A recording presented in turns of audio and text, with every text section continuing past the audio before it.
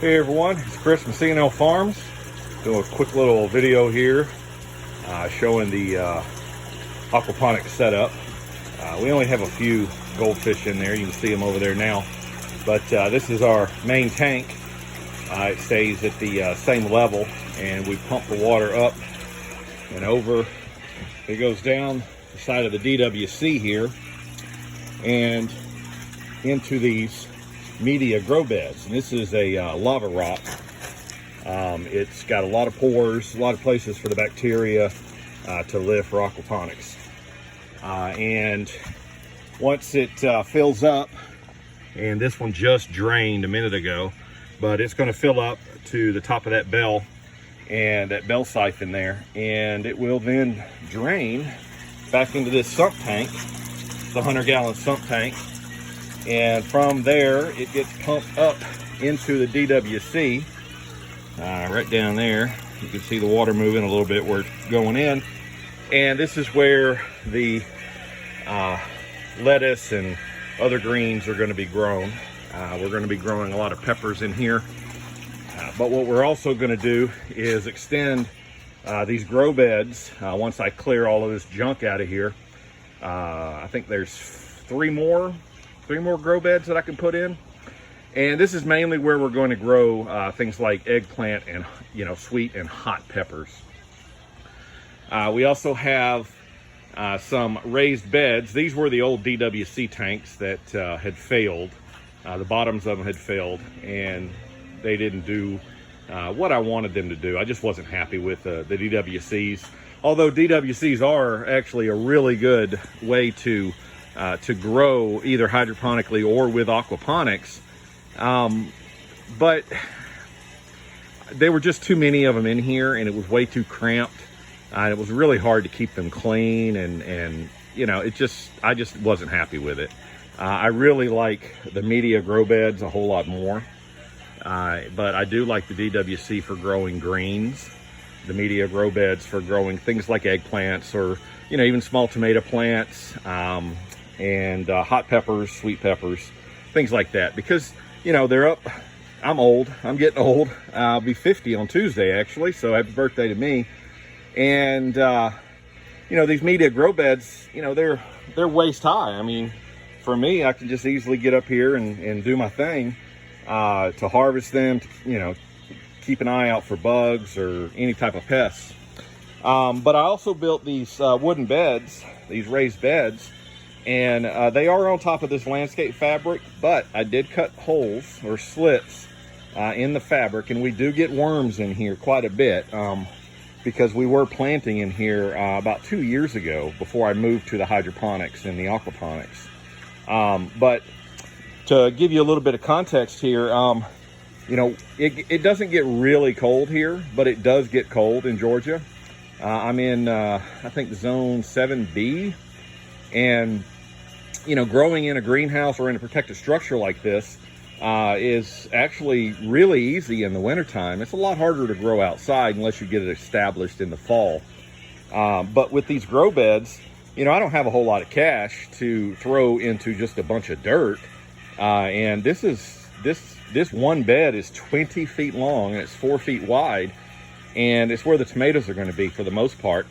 But that's a lot of soil. A lot of soil.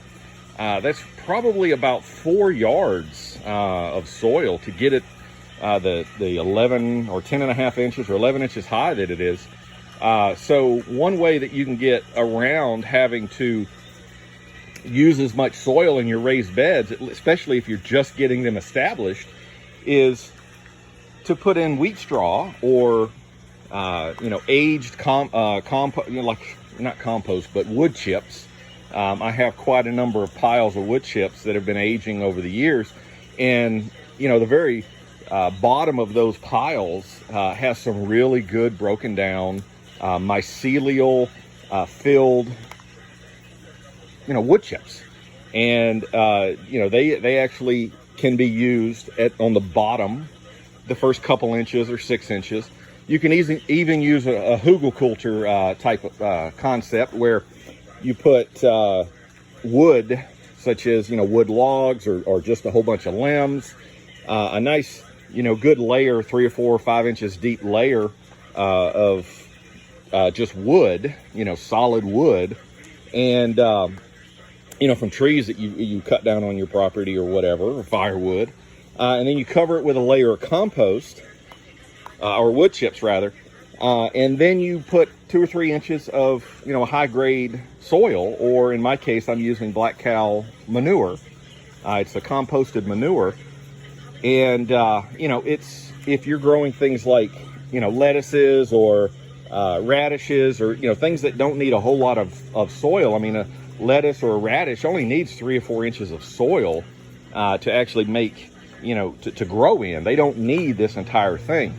And before you get, go crazy and start asking questions about nitrogen lockout because of all the carbon that you're adding, as long as you don't mix it in to the soil, you're going to get very little microbial action that's going to be causing that nitrogen lockout. If you're putting the dirt on top and you're planting in the dirt, then you're not going to lock out any nitrogen. If you put a layer of compost or wood chips on top, or some type of covering on top of the soil, that also is not going to cause any nitrogen lockout issues because it's on top of the soil. But when you mix it in and you create that action of mixing the dirt with the uncomposted carbon material like this wheat straw, you end up with a nitrogen lockout, and your plants are going to suffer from that. But if you keep them in, a layer, then you're really not going to have that big of a problem. And this wheat straw over the, next year or so is going to break down and get eaten by, the microbes and the worms and whatnot. And it's going to help the soil. And the roots are going to have a nice, wet, and not wet, but I mean a moist environment that they can grow into, that's easy to grow into because it's not compacted. It's never going to be walked on. So the soil and the different layers of wheat straw here are never going to be walked on, so they're not going to get compacted. So it's going to make it an easy way for the roots to penetrate down into where it's nice and cool, where there's plenty of water, available water for them, because it is a moist, cool environment. So the roots are going to love it. Your plants are going to love it. Even though it's hot in here in the summertime, they're absolutely going to love this. I did the same thing with this bed over here with the concrete blocks around it. I didn't have enough wood to really do another bed, and I wanted to try another technique with the blocks because I have so many of those. But with that, I did a hugelkultur concept where there are logs that I cut down from small trees, 3-inch round sections of the trees, and I put a nice layer down, and then I put wood chips on top of that, about 3 inches of wood chips, and then I just put bags of black cow. I think it took maybe 8 bags of black cow to give me about 3 inches of depth. And I've already planted some carrots and beets and some spring onions in that. And because this, I don't know if you can notice, but the roof is dripping on me because I only have one layer of plastic on here, and I get a lot of condensation on the inside. But that's fine because it actually keeps everything watered, especially this time of the year. In the summertime, less so. But right now, I haven't had to water this bed over here with the concrete blocks since I planted it a couple days ago, and it's been in the upper 50s, mid-low 60s here in Georgia for the last 4 or 5 days. And it gets warm in here, 85, 90 degrees in here when it's really hot, because there is no, it's just, about 85% of the light that's coming through and is coming through this plastic. There's no covering or anything on here, a shade cloth or anything, at least right now, because I need a lot of sunlight in the winter, and I don't get as much if I have the 50% shade cloth on here like I normally do most of the year. But, there'll be more beds over there. This side basically is for root crops in the wintertime. And, you know, I'm going to have things like cucumbers and, you know, more tomatoes and, you know, whatever I feel like planting, you know, lettuces. They're going to be in those beds up there. And I still have a little room at the top. I'm going to set up some tables, and we're going to use that for propagating plants. I'm actually going to cut another doorway at the top of the greenhouse here and put in some more ventilation, just some more louvered vents to let some air come through. And, you know, that should help give me a place to actually propagate plants where they're protected. So, you know, that's about it. You know, there's not a whole lot going on the farm right now. There's nothing really growing because we're just getting back into it. We've been doing a lot of work cleaning up out here, taking the fabric up because we're going to be planting in the ground going forward. We're going to be, you know, really setting up the beds here with some wood chipped pathways, and you know, there's going to be a lot of blackberries along this these posts here because there's a trellis form to climb on. So there's some blackberries down there right now.